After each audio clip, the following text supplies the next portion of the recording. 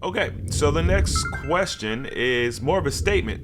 Strategies to stay focused. So they're looking for strategies to stay focused. I've done 3 days before, and I seem to go to bed early or laze around, but I know that's not going to work for longer fasts, juice fasts. I feel great. So if you are trying to utilize just being lazy or just sleeping around in order to fast, that is a great strategy for short fasting. It's also a great strategy for long-term fasting if you're not working, if it's the holidays, or if you're willing to use some PTO and take some time off work to focus on your health and wellness, a week or two. Then you can laze around a lot. You can laze around a lot. You can sleep a lot.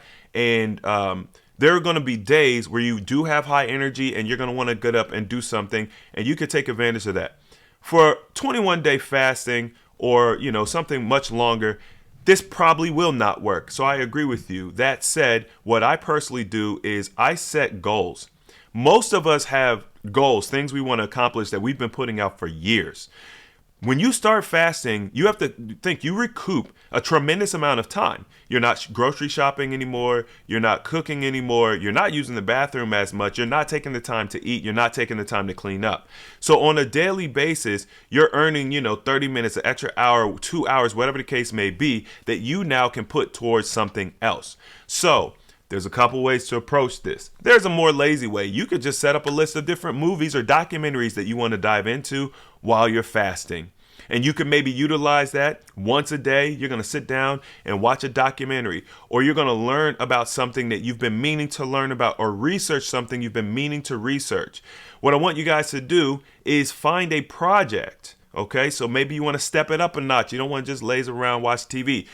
You want to step it up. Find a project, something that you've been putting off. Develop a new skill. Oddly enough, my brother learned how to use chopsticks while he was fasting.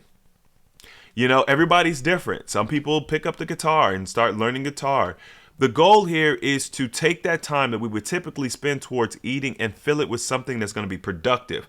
I really would prefer you guys to do something productive versus something like vegging out on, reality TV.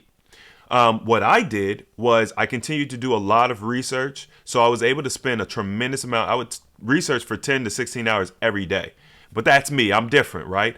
Another thing I learned was cooking. I knew that to get the benefits of what I wanted to get from fasting and maintain it, I had to change my diet. So I started learning how to cook through videos. There was also some weird satisfying effect of me watching these cooking videos and while I was fasting. So I would take notes. I would talk about what it is what meals I wanted to make, and I would prepare for my next meal coming off of my fast.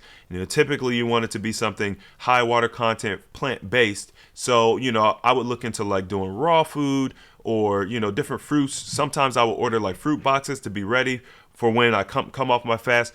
But regardless of what you guys decide to do, how you decide to approach it, that's a good opportunity to start learning about changing your dietary habits and maybe getting new equipment and all that type of stuff. So research is a great way to do it. Picking up something like reading books. If you're not typically used to reading books, you'd be surprised that if you find a good genre or some books or a topic that's very interesting to you, how quickly you can lose time.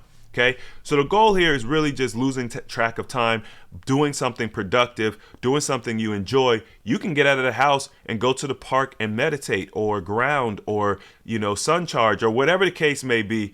There's so many different options out there. You just got to get uncomfortable because we're typically used to going to work, eating our lunch, coming home from work, having a snack, thinking about what we're going to eat next, and we spend all that extra time thinking about and interacting with food that when we don't have that, we don't know what to do with our time.